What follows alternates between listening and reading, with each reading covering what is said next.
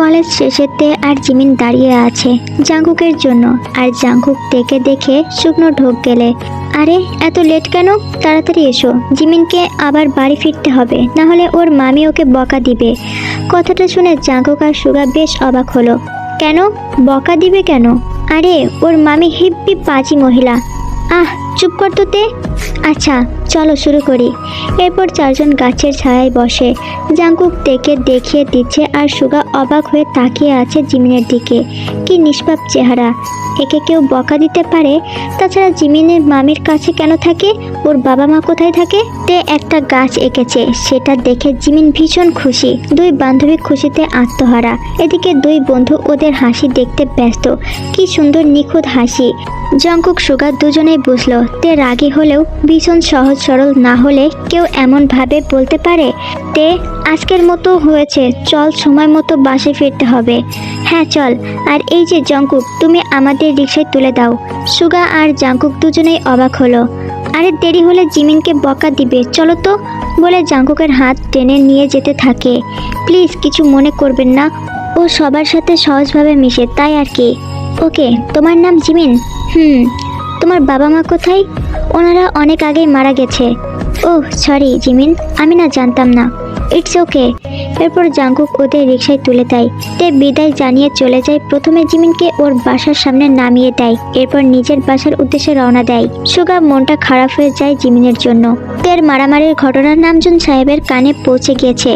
তে বডিগার্ড সাথে না নিলেও নামজুন সাহেব ঠিকই ওদের পাঠিয়েছে।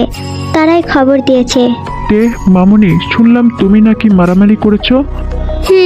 ক্যারাটে যখন শিখিয়েছো সেটা কাজে লাগাতে হবে না? ছেলেগুলো বাজে টিচ করেছিল, তাই মেরেছি। কাল যদি ওরা আরো বেশি লোক নিয়ে আসে তাহলে? আমি ভয় পাই নাকি? আর হ্যাঁ, কাল থেকে তোমার পোষা কুকুরগুলো আমার পিছনে পাঠাবে না পাপা। বডিগার্ডগুলোর কাশি উঠে যায় তের কথা শুনে। তে ওদের উদ্দেশ্য করেই কথাটা বলেছে। তে নিজের রুমে চলে যায়। এভাবেই দিন কাটতে থাকে তের। দিন দিন জাঙ্কুকের প্রতি দুর্বল হয়ে পড়েছে। জাঙ্কুককে তার ভালো লাগতে শুরু করেছে, তাই আর্টের প্রতি তার মন নেই। এদিকে সুগা জিমিনকে প্রপোজ করেছে, কিন্তু জিমিন রাজি না, কারণ ওর মামি জানতে পারলে ওকে অনেক মারবে। জাঙ্কুকও তের প্রতি দুর্বল হয়ে যাচ্ছে। এরপর তে জাঙ্কুককে অনেক কিছু শেখায়। এই যে তার সহজ সরল জীবন, একটা ছেলেকে স্ট্রং হতে হবে। তে জাঙ্কুককে জিমে ভর্তি করে দেয়। প্রায় 6 মাস পর তে জাঙ্কুককে প্রপোজ করে, আর জাঙ্কুকও অ্যাকসেপ্ট করে। এদিকে সুগা জিমিনের পিছু পিছু ঘুরছে। তে জিমিনকে বুঝিয়ে রাজি করায়। ব্যাস এভাবে দিন কাটতে থাকে। তে বেশ কয়েকবার জাঙ্কুকের বাসায় গিয়েছে। জোহপের সাথেও পরিচয় হয়েছে তার। জাঙ্কুক নিজেকে অনেক বেশি ভাগ্যবান মনে করে তেকে পেয়ে, কারণ তে জাঙ্কুকের সব দিক খেয়াল রাখে। তের কথায় নামজুন সাহেবও বডিগার্ডদের তের পিছু আর দেয়নি। মেয়ে তার পছন্দ করে না। একদিন কলেজ শেষে তে জাঙ্কুক সুগা আর জিমিন বের হয়েছে। জিমিন চলো, আজকে আমি তোমাকে খাওয়াবো। সরি সুগা, তুমি তো জানো আমার মামি কেমন। তোমার সাথে দেখে কেউ বাসায় বলে দিলে আমাকে কি করবে আমি নিজেও জানি না। সুগা একটা হতাশার শ্বাস ছাড়ে। আগে বলেছিলাম আমার সাথে প্রেম করতে এসো না, আমি অন্য সবার মতো না। ইটস ওকে জিমিন, তোমাকে জীবনসঙ্গী হিসেবে পেলে আমার জীবনটা ধন্য হয়ে যাবে। সুগার কথায় জিমিন মিষ্টি একটা হাসি দেয়। হয়েছে, তোদের ড্রামা শেষ হলে এবার চল, নাকি থাকবি? না না চল। বিদায় নিয়ে চলে যায় তে আর জিমিন। জাঙ্কুক চলে যায় বাসায়, আর সুগাও। তে জিমিনকে বাসায় দিয়ে চলে যায় জাঙ্কুকের বাসায়। গিয়ে দেখে জাঙ্কুক রান্না করছে। পিছন থেকে জড়িয়ে ধরে তে, এসেছো? খাবে চলো, তোমার জন্য নুডলস বানিয়েছি। ওহ। খাওয়া দাওয়া শেষ করে তে জাঙ্কুকের রুমে চলে যায়। বিছানায় শুয়ে পড়ে। একটু পর জাঙ্কুকও আসে। কি থাকবে আরো কিছুক্ষণ, নাকি চলে যাবে? থাকবো, বিকেলে যাব। ওকে, আমি ওয়াশরুম থেকে আসছি। ওয়াশরুম থেকে বেরিয়ে দেখে তে স্কার্ট খুলে শর্ট প্যান্ট পরে আছে, আর উপরের টপস খুলে টি শার্ট। এটা কি করেছো তে? গরম লাগছে আমার, এখন এখানে এসো। জাঙ্কুক বেডে গিয়ে শুয়ে পড়ে। তে তাকে জড়িয়ে ধরে চুমু খায়। তে তুমি এমন করলে আমার নিজেকে কন্ট্রোল করতে কষ্ট হয়। তাহলে কন্ট্রোল করছো কেন? আমি তো তোমাকে বলেছি তোমায় আমি ফিজিক্যালি। জাঙ্কুক আর কিছু বলতে দিল না তেকে। চুপ। আমি তোমাকে বিয়ের আগে কিছুই করতে চাই না শোনো, এখন ঘুমাও তুমি, বলে জাঙ্কুক থেকে জড়িয়ে ধরে ঘুমিয়ে যায়। এভাবে 2টা বছর কেটে গেছে। জাঙ্কুক থেকে বলেছে তার ইন্টারের রেজাল্ট ভালো হলে সে যা চাইবে তাই দিবে। 2 দিন আগে তের রেজাল্ট দিয়েছে, ভালো রেজাল্ট করেছে সে। এদিকে তার বার্থডে, কিন্তু জাঙ্কুক তার বাবার সাথে শহরের বাইরে গিয়েছে, তাই তেকে সময় দিতে পারেনি। তবে বলেছে এসেই সময় দিবে তেকে। জাঙ্কুক ফিরে এসেই তের সাথে দেখা করে, তেকে একটা আংটি পরিয়ে দেয় জন্মদিনের উপহার হিসেবে, আর বলে কখনো এই আংটি আঙুল থেকে খুলবে না তে, আমি থাকি বা না থাকি। আর হ্যাঁ, কাল সকালে আসবে, আমি 2টো টিকিট কেটেছি, জাহাজে ঘুরতে যাব। ওকে মাই লাভ। এর পরের ঘটনা তো তোমরা জানোই। বর্তমান জাঙ্কুকের চোখ দিয়ে অঝরে পানি পড়ছে। এরপর কেটে গেছে 5টা বছর। সেদিনের পর তে জাঙ্কুকের বাসায় গিয়েছে কয়েকবার, কিন্তু সেখানে কেউ ছিল না, তাই তে আশা ছেড়ে দেয়। একটা কালো গাড়ি এসে থামে আর্মি ক্যাম্পের সামনে। একটা মেয়ে নামে সেই গাড়ি থেকে আর ধীরে পায়ে এগিয়ে যায় ক্যাম্পের ভিতরে। আসতে পারি? Hi, I am doctor V. কথা বলে হাতটা এগিয়ে দেয় সামনে বসে থাকা মানুষটির দিকে। সে মনোযোগ সহকারে সামনে থাকা ফাইল দেখছিল। হাই, আই এম, বাকি কথাটা বলতে পারলো না। Jungkook? Sorry miss, captain Jeon. তে 2 পা পিছিয়ে যায়। জাঙ্কুকও তেকে দেখে চমকে গেছে, কিন্তু বুঝতে দিল না। আপনি? ডক্টর ভি, নিশ্চয় আপনাকে উপর থেকে ফোন করেছিল আমার আসার ব্যাপারে। আসেন, বলে জাঙ্কুক হাঁটতে লাগলো। তে তার পিছু পিছু যেতে লাগলো। সুগা ক্যাম্পে ট্রেনিং করাচ্ছে। তে অবাক হলো, সেদিনের পর থেকে সুগাও অনেকবার কল করেছিল কিন্তু পায়নি। সুগা ভাইয়া, কথাটা সুগার কানে যেতেই সুগা পিছনে তাকায়। সরি মিস, ক্যাপ্টেন মিনিয়ঙ্কি। জিমিনও সেখানে উপস্থিত ছিল। তেকে দেখে চেঁচিয়ে বলে, তে। জাঙ্কুক রাগী চোখে তাকায় জিমিনের দিকে। জিমিন চুপ হয়ে যায়। তে জিমিনকে ইশারা দেয় আপাতত চুপ থাকতে। ক্যাপ্টেন সুগা, ইনি হচ্ছে ডক্টর ভি, এনাকে ক্যাম্পের সবার সাথে পরিচয় করিয়ে দিন। আর হ্যাঁ, যা যা রুলস আছে সব বুঝিয়ে দিবেন। আমার কথার নড়চড় হলে ফল ভালো হবে না, আর না ইনি এখানে থাকতে পারবে। ওকে ক্যাপ্টেন। জাঙ্কুক চলে যেতেই সুগা সবার সাথে পরিচয় করিয়ে দেয়।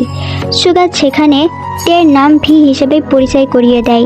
তে শোনো, আমাদের এখানে ভোর 5টায় ঘুম থেকে উঠতে হবে। খাবার 3 টাইমে যা দিবে তাই খেতে হবে। ক্যাপ্টেনের কথা অবাধ্য হওয়া যাবে না। এখানে জাঙ্কুকের কথাই শেষ কথা। ওকে সুগা ভাইয়া, চা কিংবা কফি পাওয়া যাবে? আমার ভীষণ মাথা ব্যথা করছে। আমাকে আমার ক্যাম্পটা দেখিয়ে দিলে ভালো হতো। তাছাড়া আমার জিনিসপত্রগুলো নামাতে হবে গাড়ি থেকে। শিওর, এসো আমার সাথে। তে একটা কথা, সবার সামনে তোমার সাথে এতটা ফ্রি হয়ে কথা বলতে পারবো না। ওকে, সমস্যা নেই, কিন্তু এখন জিমিনের সাথে কথা বলতে পারি একটু? আমি ডেকে দিচ্ছি, তুমি এখানে থাকো। এরপর সুগা গিয়ে জিমিনকে নিয়ে আসে। জিমিন এসে তেকে জড়িয়ে ধরে কান্না করে দেয় দুজনেই। জিমিন, তুই এখানে কিভাবে? আমার মামি আমার বিয়ের একটা বুড়ো লোকের সাথে ঠিক করেছিল। আমি সুগাকে সব খুলে বলতেই ও আমাকে এখানে নিয়ে আসে আর আর্মিতে ভর্তি করিয়ে দেয়। সেই থেকেই এখানে আছি। তোরা সবাই ভালো আছিস, শুধু আমি ভালো নেই। কিন্তু জাঙ্কুক ভাইয়া বলেছে তুই নাকি। বাকি কথাটা বলার আগেই সুগা জিমিনকে চলে যেতে বলে, কারণ জাঙ্কুক মাঠের দিকে যাচ্ছে। জিমিন বিদায় নিয়ে চলে যায়। সুগা তেকে তার তাঁবুকের দিকে নিয়ে যায়। সুগা, ওকে এখানে না, আমরা যে বিল্ডিংয়ে থাকি ওখানে নিয়ে যা। কিন্তু ঠিক তো করা হয়েছিল এটা। তখন নাম শুনে ভেবেছিলাম ছেলে, তাই এখন যা বলছি তাই কর। লম্বা একটা বিল্ডিং, 4টা রুম পাশাপাশি, মাঝের একটা জাঙ্কুকের, তার পাশেরটা তের দেওয়া হয়েছে, আর তার পাশেরটা সুগার, আর আরেকটা কার তে জানে না। আর সবাই এক রুমে 3-4 জন করে থাকে।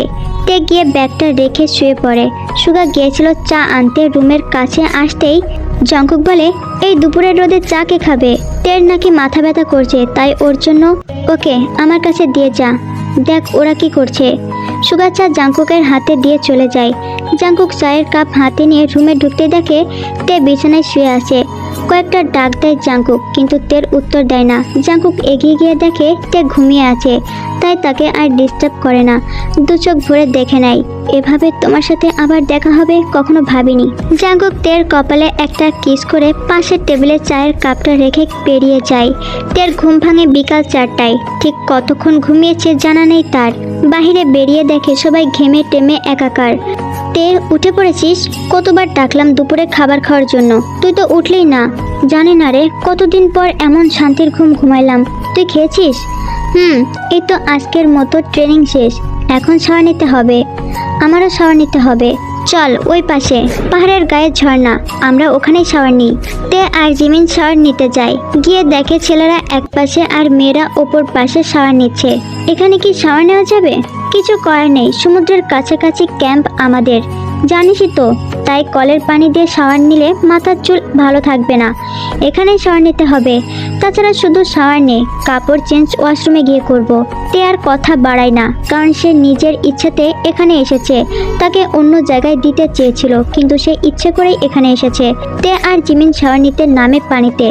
সাথে আরো অনেক মেয়ে আছে, সবাই তের সাথে কথা বলছিল, এটা ওটা প্রশ্ন করছিল। এর মধ্যে রোজ নামের একটা মেয়ে আছে। মিস পি, আপনি কিন্তু অনেক সুন্দরী। ডাক্তার হতে গেলেন কেন? আপনি চাইলে সিনেমার নায়িকা হতে পারতেন। কি যে বলেন! সত্যি বলছি। একসাথে হেসে ওঠে ওরা। এদিকে ওপর পাশে জাঙ্কুকরাও শাওয়ার নিচ্ছিল। তেকে হাসতে দেখে আপন মনে তাকিয়ে থাকে। কতদিন পর হাসতে দেখছে মেয়েটাকে। তে চলে যায় শাওয়ার শেষ করে নিজের রুমে আর জিনিসপত্র গোছাতে থাকে। রাত 9টা বেজে গেছে, জিমিনও হেল্প করছে সাথে। তে এখন রাতের খাবারের সময় হয়েছে, চল তুই যা, আমি আসছি। জিমিন চলে যায় তের ফোনে কল আসতেই। তে কথা বলতে শুরু করে। জাঙ্কুক খাবার টেবিলে তেকে দেখতে না পেয়ে তেকে ডাকতে আসে। এসে দেখে তে কারোর সাথে যেন হেসে হেসে কথা বলছে। দেখে মনটা খারাপ হয়ে যায় জাঙ্কুকের। তাহলে আমাকে ছাড়া ভালোই আছে তে, আমি থাকা বা না থাকায় কিছু যায় আসে না ওর। ঠিক আছে, তুমি যেভাবে থাকতে ভালোবাসো সেভাবেই রাখবো তোমাকে। আমার ভালোবাসাটা দেখেছো, এখন থেকে অবহেলাটাও দেখবে। মনে মনে কথাটা বলে চলে যায় জঙ্কুক। তে প্রায় আধা ঘন্টা পর কথা বলা শেষ করে খাবার টেবিলে যায়। ততক্ষণে সবার খাওয়া দাওয়া শেষ, সবাই চলে গেছে নিজ নিজ রুমে। শুধু জাঙ্কুক বসে আছে টেবিলে। সবার খাওয়া শেষ, কথাটা বলতে বলতেই একটা চেয়ার টেনে বসে। প্রিয়াঙ্কা খালা, টেবিলটা পরিষ্কার করে দাও, আর বলে দাও ঠিক সময়ে না আসলে খাবার খাওয়া হয় না। খাবার শেষ, তাই মিস ভি আজ রাতে না খেয়ে থাকবে। কিন্তু আমি আর কথা শোনার আগেই জাঙ্কুক সেখান থেকে চলে যায়। টের চোখ দিয়ে পানি গড়িয়ে পড়ছে। একেতে সে দুপুরেও খায়নি, এখন আবার না খেয়ে থাকতে হবে। ডাক্তার আফা, এখানে নিয়ম খাবার সময় মতো আর তাগো দেওয়ার সময়ে খাইতে হইব। তাই আপনি চিন্তা করেন না, আমি আপনার ভাত সরাইয়া রাখছি, এখনই আয়না দিতাছি। লাগবে না খালা, আমার খিদে নেই বলেই চোখের পানি মুছতে মুছতে চলে যায় নিজের রুমের দিকে। প্রিয়াঙ্কা পিছু ডাকলেও সে দাঁড়ায় না। এদিকে জাঙ্কুক আড়ালে দাঁড়িয়ে দেখছিল, সে নিজেও খায়নি, জেদটা আগের মতোই আছে। কিন্তু তে তো খিদে সহ্য করতে পারে না। না, আমি মনে হয় একটু বেশি বাড়াবাড়ি করে ফেলেছি। একটু পর লাইট সব অফ হয়ে যায়। তে বিছানায় শুয়ে কান্না করছিল, তখনই দরজায় নক করার শব্দ পায়। চোখের পানি মুছে তে দরজা খুলে দেখে জাঙ্কুক দাঁড়িয়ে আছে খাবার হাতে। কি চাই ক্যাপ্টেন জিওন? খাবার লাগবে না, খিদে নেই আমার। খাবারটা খেয়ে নাও। খাবো না, আপনি চলে যান। তখনই কিছুর শব্দ পায় জঙ্কুক। তাড়াতাড়ি তের রুমে ঢুকে দরজা লাগিয়ে দেয়। কারা যেন কথা বলছে বাইরে, মনে হয় যারা নাইট ডিউটি করছে তারা। তে কিছু বলতে যাবে, কথা বলো না। কেন এসেছেন? নিজে কষ্ট দিয়ে আবার নিজেই এসেছেন দরদ দেখাতে? চাই না আমি। চুপচাপ খেয়ে নাও। খাবো না। কি করবেন আপনি? আমি কিন্তু চেঁচাবো। চেঁচাও, এতে বদনাম তোমার হবে। তে চেঁচাতে যাবে তার আগেই জাঙ্কুক তেকে টেনে নিজের কাছে নিয়ে আসে আর তের ঠোঁটে কিস করে দেয়। তে শান্ত হয়ে যায়। জাঙ্কুক তেকে ছেড়ে দিয়ে সরি বলে। তে কিছু বলে না, লজ্জা লাগছে তার। এখন 5 বছর পর জাঙ্কুক আবার তাকে কিস করছে। জাঙ্কুক খাবার মেখে তের মুখের সামনে ধরে। তে বিনা বাক্যে খাবার খেয়ে নেয়। জাঙ্কুক বেরিয়ে যাওয়ার আগে, খাবার খাইয়ে দিয়েছি বলে অন্য কিছু ভেবো না। তোমার রাস্তা আর আমার রাস্তা আলাদা। জাঙ্কুক, আমার কথাটা শোনো, ঘুমিয়ে পড়ো। আর হ্যাঁ, জাঙ্কুক না, ক্যাপ্টেন জিওন। জাঙ্কুক চলে যেতেই তে কান্নায় ভেঙে পড়ে। পরের দিন সকালে সবাই নাস্তার টেবিলে, কিন্তু তে নেই। জিমিন, যাও মিস ভিকে ডেকে আনো। ওকে ক্যাপ্টেন। জিমিন গিয়ে তের দরজায় নক করে। তের চোখ ডলতে ডলতে দরজা খোলে। 5 মিনিটের মধ্যে টেবিলে আইতে, নাস্তা করবি। আচ্ছা তুই যা, আমি আসছি। জিমিন চলে যেতেই তে তাড়াতাড়ি করে হাত মুখ ধুয়ে আসে। এদিকে জাঙ্কুকদের অবস্থা দেখে জিমিনকে ইশারা করে। জিমিন দেখলো তে একটা শর্ট প্যান্ট আর টি শার্ট পরে আছে। জিমিন দৌড়ে গিয়ে তেকে টেনে রুমে নিয়ে যায়। কি হয়েছে জিমিন? তুই আর্মি ক্যাম্পে আছিস, তোর বাসায় না। তো নিচে শর্ট প্যান্ট পরে আছিস। ওহ সরি জিমিন, তাড়াহুড়ায় ভুলে গেছি। আসলে রাতে ঘুম হয়নি, তাই সকালে উঠতে দেরি হয়ে গেছে। কেন ঘুম হয়নি? তে কিছু বলতে যাবে তার আগেই বাঁশির হুইসেলের আওয়াজ আসে। আমাকে যেতে হবে তে, টাইম হয়ে গেছে। তুই রেডি হয়ে আয় তাড়াতাড়ি। ওকে। জিমিন চলে যেতেই রেডি হয়ে বেরিয়ে আসে ট্রেনিংয়ের ওখানে। জাংকুক জানে তে সকালেও খায়নি কিছু। নিয়ম অনুযায়ী তেকেও কিছু ট্রেনিং নিতে হবে, ডাক্তারের পাশাপাশি আত্মরক্ষা শিখতে হবে। জাংকুক থেকে একটা পোশাক দেয়। মিস ভি, আপনার ইউনিফর্মটা খুলে এটা পরে নিন। তে মাথা নেড়ে পোশাকটা পরে নেয়। সাবধান, সবাই দৌড়ানোর প্রস্তুতি নাও। সবাই লাইনে দাঁড়ায়, তেও দাঁড়ায়। বাঁশি ফু দেওয়ার সাথে সাথেই সবাই দৌড়াতে শুরু করে, সাথে তেও। সবাই ফিরে এলেও তে এখনো ফেরেনি। জাংকুকের চিন্তা হচ্ছে, এ কি, ডাক্তার ভি কোথায়? ইয়োনো বলে ওঠে, আমি দেখে আসবো ক্যাপ্টেন। না ক্যাপ্টেন, আমি যাব না, দেখা যাক কখন আসে। জাংকুক সবাইকে যে যার কাজ বুঝিয়ে দেয়। সবাই চলে যায় যার যার মতো। তে এখনো আসছে না। জাংকুকের চিন্তা হলেও কাউকে বুঝতে দিচ্ছে না। জাংকুক এখনো তো এলো না মেয়েটা, ওর কিছু হলো না তো? না বলে এক দৌড় দিল জাংকুক। সুগা মুস্কি হাসে। জাংকুক মাঠের শেষ মাথায় গিয়ে দেখলো তে অজ্ঞান হয়ে পড়ে আছে। তেকে তাড়াতাড়ি কোলে তুলে নেয় জাংকুক আর ক্যাম্পের দিকে এগিয়ে আসে। জাংকুকের কোলে তেকে দেখে সুগা আর ইয়োনো এগিয়ে যায়। কি হয়েছে ক্যাপ্টেন ভির? জাংকুক রাগী লোকে তাকায় ইয়োনোর দিকে। কি হয়েছে? অজ্ঞান হয়ে পড়েছিল। জাংকুক তেকে নিয়ে যায় রুমের ভিতর, বিছানায় শুয়ে দেয়। ইয়োনো পানি এগিয়ে দেয় জাংকুককে। জাংকুক পানি ছিটা দেয় তের মুখে। পিটপিট করে তে চোখ খোলে। ইয়োনো, তুমি তোমার কাজে যাও। ওকে ক্যাপ্টেন। তে কি হয়েছিল তোমার? জানি না, মাথাটা ঘুরে গিয়েছিল। ডাক্তার ভি, আপনি ডাক্তার হয়ে যদি দুর্বল হয়ে থাকেন তাহলে আমাদের চিকিৎসা কিভাবে করবেন? তাহলে কি আমি উপর মহলে জানাবো আপনি অক্ষম? না প্লিজ, কিছু জানাবেন না। আসলে আমি সকালে কিছু খাইনি, তার উপর এতটা পরিশ্রমও কখনো করিনি, তাই আর কি। ওকে, আপনাকে আরেকটা সুযোগ দিচ্ছি। ক্যাপ্টেন সুগা, যান গিয়ে দেখেন বাকিরা কি কাজ করছে। আর প্রিয়াঙ্কা খালা, আপনি ডাক্তার ভিকে হেল্প করেন ফ্রেশ হতে। আচ্ছা স্যার। সুগা চলে যাচ্ছিল, তখনই জাংকুক বলে, ক্যাপ্টেন সুগা, আমি অফিসে আছি, কিছু প্রয়োজন হলে আমাকে ডাকবেন, ওকে? জি ক্যাপ্টেন, বলে সুগা আর জাংকুক দুজনে বেরিয়ে দুই দিকে চলে গেল। তের সারা শরীর ঘামে ভিজে গেছে, তাই সে উঠে ওয়াশরুমে চলে যায়। জামা কাপড় চেঞ্জ করে বেরিয়ে আসে। এত সুন্দর মায়া, কি দরকার আছিল এখানে আহার? তুমি অন্য কাম করতে পারলে না মায়া? আমি ডাক্তার, আমার কাজ মানুষের সেবা করা। তাহলে এনে আইছো কেন? হাসপাতালেই থাকতা। তে মনে মনে বলে, এখানে না আসলে যে আমি তার খোঁজ পেতাম না খালা। সেটা আমি তোমাকে কিভাবে বোঝাবো বলো? কি ভাবো? লাও খায়া লাও, তোমাকে ভাবসাব বুঝি না বাপু। আমি গেলাম, আমার মেলা কাম আছে, দুপুরের রান্না করতে হইব। আচ্ছা। প্রিয়াঙ্কা চলে যায়। তে খাবারটা খেয়ে নেয়। আসলে জংকুক চলে যাওয়ার পর থেকে তে ঠিকমতো খাওয়া দাওয়া করেনি, তাই এত দুর্বল হয়ে পড়েছে। এদিকে জাংকুক অফিস রুমে এসে চেয়ারে হেলান দিয়ে বসে চোখ বন্ধ করে ভাবছে, তেকে আজকেই দৌড়াতে দেওয়া ঠিক হয়নি। তার উপর ও না খাওয়া ছিল, সব আমার দোষ। কেন এতটা দুর্বল তে? ভেবেই উঠে দাঁড়ালো আর তের রুমের দিকে পা বাড়ালো। তে খাবারটা শেষ করে শুয়েছিল, হঠাৎ ফোন আসায় ফোনটা রিসিভ করে কথা বলতে শুরু করে। জাংকুক রুমে ঢুকে দেখে তে হেসে হেসে ফোনে কথা বলছে। তা দেখে জাংকুক আবারও তেকে ভুল বোঝে আর চলে যেতে লাগে। তের চোখ পড়ে দরজার দিকে। জাংকুক ঘুরে দাঁড়ায়। কিছু বলবে? না, আর হ্যাঁ ক্যাপ্টেন জিয়ন, বলে বেরিয়ে যায় জাংকুক। তে কান্নায় ভেঙে পড়ে। আমি জানি না জাংকুক কেন আমার সাথে এমন করছে। তুমি বলো আমি কি করব? তুমি জাঙ্গুকের সবটা খুলে বলো। ও তো আমার সাথে কথাই বলে না বুগাম ভাইয়া। জাংকুক কি কখনো বুঝবে না আমাকে? একদিন ঠিকই বুঝবে। আচ্ছা এখন রেখে দিই, পরে কথা হবে, আর নিজের খেয়াল রেখো। ওকে, ভালো থেকো। কলটা কেটে দিয়ে তে আবার কান্নায় ভেঙে পড়ে। দুপুরে খাবার টেবিলে তে আর জিমিন একসাথে বসেছে, তবুও কেউ কারোর সাথে কথা বলছে না, কারণ জাংকুকও সেখানে আছে। আরে ডাক্তার ভি, আপনি তো কিছুই খাচ্ছেন না, শুধু ডাল নিয়েছেন। আমি চিংড়ি খাই না, আমার অ্যালার্জি আছে, তাই শুধু ডাল দিয়েই খাবো একটু। ও, শুধু ডাল কেন খাবেন?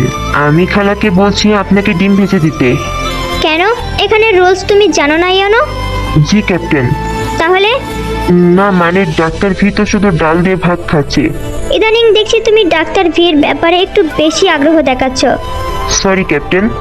থাক ইয়োনো ভাইয়া, আমি ডাল দিয়ে খেতে পারবো। তের ইয়োনোর ভাইয়া ডাকাটা জাঙ্কুকের কাছে আরো বিরক্ত লাগে। এরপর খাবার শেষ করে যে যার কাজে ফিরে গেল। তের রুমে ভালো লাগছিল না, তাই সে ক্যাম্পের পিছনের দিকটায় হাঁটছে। তে এক মনে হাঁটছে আর ফুল দেখছে। এই বাগানের যা ফুল আছে সবই তের পছন্দের ফুল। হাত দিয়ে শুয়ে দিচ্ছিল ফুলগুলো। এমন সময় পিছনে কারো কণ্ঠ শুনে ঘুরে তাকালো তে। ডক্টর ভি, আরে মিস্টার সুবিন, আপনি এখানে? আমার ডিউটি আজকে এই পাশেই পড়েছে, আর আপনি এদিকে কি মনে করে? না, এমনিতেই ভালো লাগছিল না, তাই হাঁটতে এলাম। ফুল মনে হয় আপনার প্রিয়। ফুলকে না ভালোবাসে? আপনি নিজেই তো একটা ফুল। কথাটা আসতে বলে সুবিন। কিছু বললেন? না। এই বাগানে যে ফুল আছে তা সবই আমার প্রিয় ফুল। ও আচ্ছা, জীবন স্যার লাগিয়েছে। এখানে ফুল গাছ আগে ছিল না। ও আচ্ছা বলে সামনে এগিয়ে যাবে, কিন্তু পাথরে পা লেগে পড়ে যেতে নেই। নিচে পড়ার আগেই ধরে ফেনায় সুবিন। অপ্রস্তুত হয়ে পড়ে তে তাড়াতাড়ি উঠে দাঁড়ায়। এদিকে জাঙ্কুক দূরে দাঁড়িয়ে সব দেখছিল। তেকে পড়ে যেতে দেখে সে ধরতেই যাবে, কিন্তু দূরে থাকায় সুবিন ধরে ফেলেছে। তাতে তার গা এখন জ্বলছে। মিস্টার সুবিন, আপনি এখানে কি করছেন? ক্যাপ্টেন জিওন, আমি পানি নিতে যাচ্ছিলাম। ওকে যান। সুবিন চলে যেতেই জাঙ্কুকের দুই বাহু চেপে ধরে, দাঁতে দাঁত চেপে বলে, ছেলেদের গায়ে ঢলে পড়া কি তোমার স্বভাব? কি বলছো জাঙ্কুক? আমি তো থাক, দেখেছি আমি সব। আর তুমি এখানে কি করছো? ভালো লাগছিল না, তাই হাঁটতে এসেছি। এখন এখান থেকে যাও। তে কিছু না বলে চলে যায় রুমে। রাতে খাবার টেবিলে জিমিনের পরে তে বসেছে।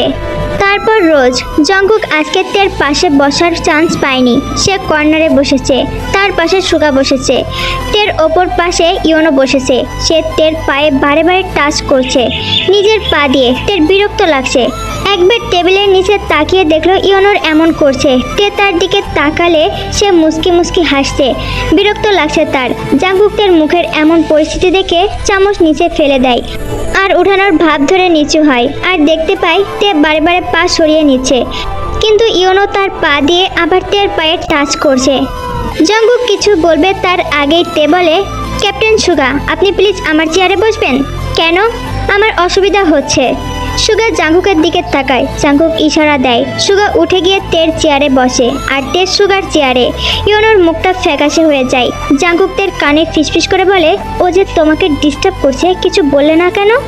সবাই খাচ্ছে, আমি চাইনি সবার খাওয়া নষ্ট হোক। জাঙ্কুক আর কথা বাড়ায় না। পরের দিন সকালে তে উঠে একেবারে রেডি হয়ে নাস্তার টেবিলে যায়। নাস্তা শেষ করে সবাই মাঠে উপস্থিত হয়।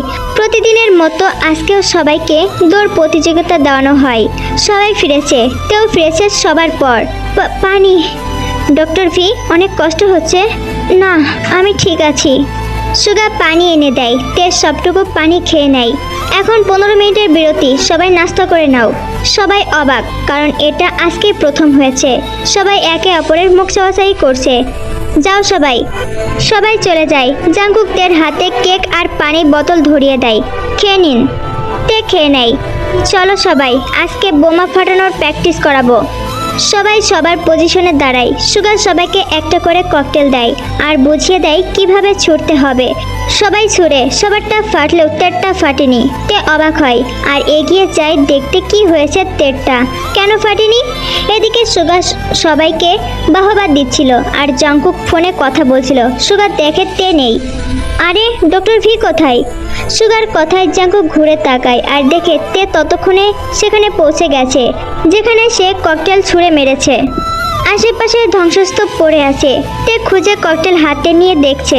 জাঙ্কুক না বলে এক চিৎকার দিয়ে তের দিকে এগিয়ে যায়। না তে, না! তে ততক্ষণে ককটেলের চাবিটা খুলে ফেলেছে। কয়েক সেকেন্ডে সেটা ফুটবে। জাঙ্কুক দৌড়ে গিয়ে সেটা কেড়ে নিয়ে ফেলে দেয় আর তেকে ধরে ঝাঁপিয়ে পড়ে দূরে। ঠাস করে ককটেলটা ফেটে আগুন ছিটকে পড়ে চারপাশে। কিছু আগুন জাঙ্কুকের হাতে পায়ে এসে লাগে। তে জাঙ্কুকের নিচে থাকায় তার কিছু হয়নি। জ্ঞান হারায় জাঙ্কুক। জাঙ্কুক বলেই এক চিৎকার দেয়। সেদিকে দৌড়ে আসে সুগা। বাকি সবাই জাঙ্কুকে টেনে তোলে। সুগা কোলে তুলে নেয় জাঙ্কুককে আর ক্যাম্পের ভিতরে নিয়ে যায়। সবকিছু এত দ্রুত হয়েছে যে ভাষা হারিয়ে ফেলেছে। ডক্টর ভি, তাড়াতাড়ি আসেন। তে কান্না করছে আর দৌড়াচ্ছে। জাঙ্কুকের হাতে পায়ে ড্রেসিং করে দিয়েছে তে আর কান্না করছে।